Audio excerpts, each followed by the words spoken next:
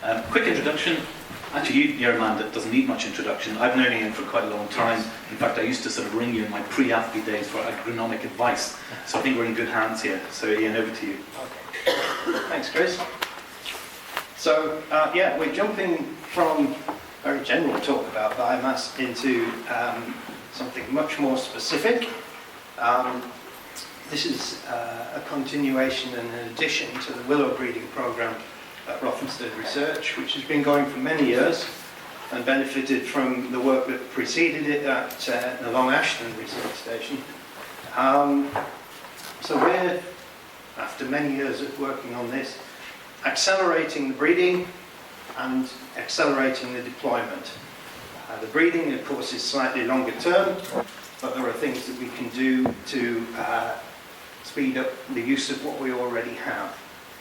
So it's quite a big team, most of whom are directly involved. The box on the right, on the left, is people who are not. Most people are here. Don't expect me to be the expert in some of this. Speak to the people. They've got their sort of specialisation mentioned on there. Speak to the right person. I may not be the person who can give you detail. So we set out with three objectives.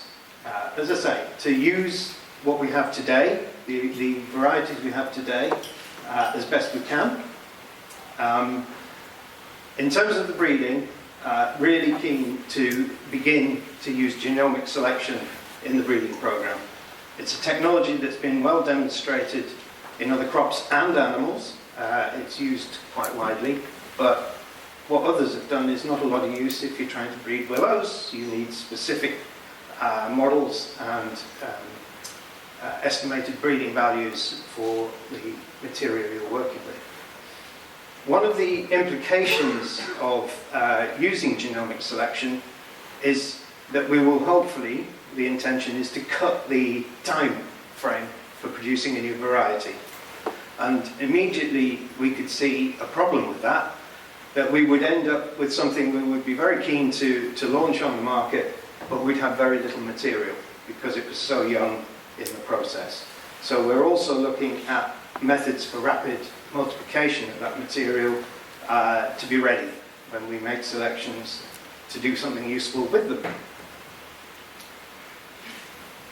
So we began, actually, a lot of this work was done in phase one. For those who don't know, there were two phases of the biomass feedstocks innovation program. Did a lot of this work in phase one, going back over old, not that old, 97 to 2016, trials that had been done with the breeding, with other projects, other pieces of work, got all the data together for everything we knew about the varieties that are out there, and sort of made one big analysis of what we had. Also in phase one, we began to look at to produce a tree and look at the genetic relationships between all the material we had. As part of that, we took out the varieties and the near market material to contribute to our information that we could give in the short term. And we were able to break them down into different genetic groups. And this is important because willow we recommend to be planted in a mixture. It's much safer in terms of disease resistance and to some extent pest resistance to have a mixture of genetic material. But you have to know what's truly genetically different in order to make a good mixture. So that was something we could also add to the information we could give in the short term to people. And that's the final product is a leaflet. It's on the internet, it's on the Rothamsted website, it's on the Biomass Connect website, it's on one or two others. And I think you can pick up a hard copy here today. And that's a few of our colleagues at different events over the years promoting such stuff. So in terms of breeding, this graph is a little bit old, and I do remember an old version where we did change the slope of that line and say, in future, we want a steeper line. But, you know, breeding has probably run at improving by about 100 kilograms of dry matter per year over the years, in very broad terms. And we want to make that more than 100, considerably more than 100 kilograms a year in terms of new breeding introductions. Very young Kevin Lindegaard standing there. Tall. Yeah, well, yeah, he's got a bit of help. So this is sort of our base. So this is our collection of germplasm planted at Harpenden.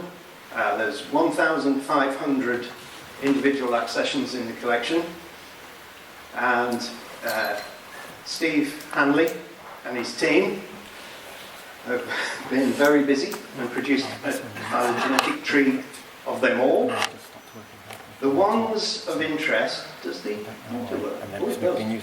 This red arrow, these are the ones of greatest interest, and these are the ones that we wanted to get into a training population to begin to build models for the genomic selection.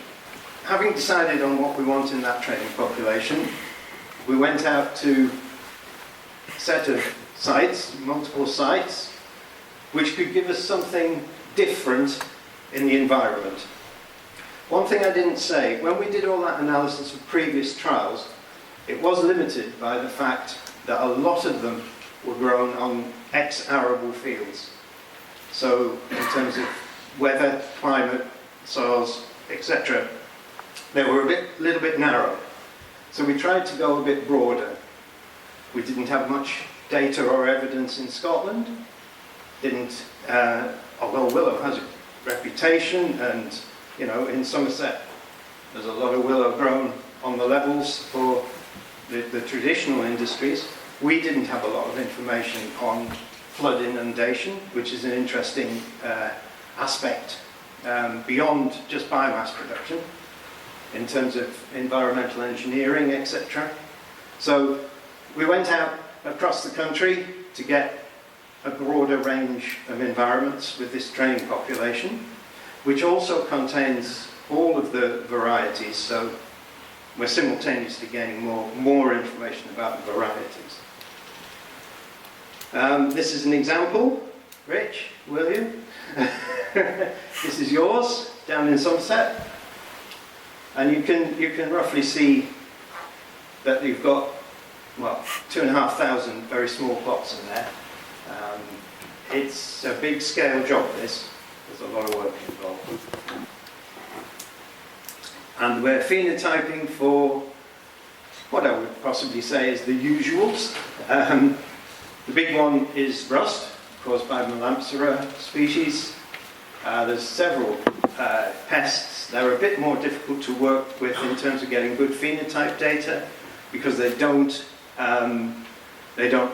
spread themselves across a site very evenly. It gets quite difficult. But we're looking at other things, and of course, crucially, right at the bottom, yield, and how yield comes about, the components of yield, stem, height, diameter, etc.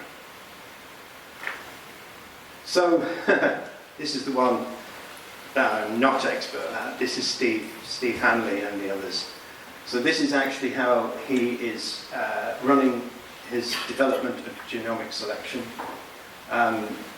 So need to train the models and then bring them into the breeding program and make new crosses and make selections from that, also feeding back into the models and what we learn and what we know about how these things behave based on their genome. So in phase one, as I said earlier, a lot of work was done to define what to put into that population. Then in phase two, a lot of development of the models and model training.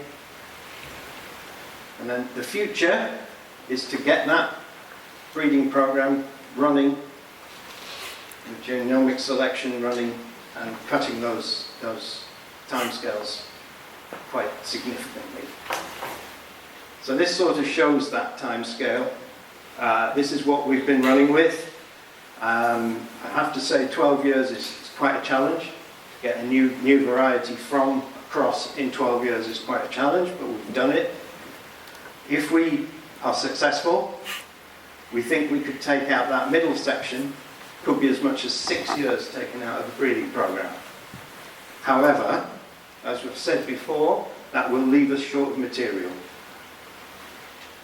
So the third objective is to use micropropagation to accelerate the multiplication of something we've selected. And we had to get quite a lot of new genetic material. We had to get protocols for the micropropagation of that material.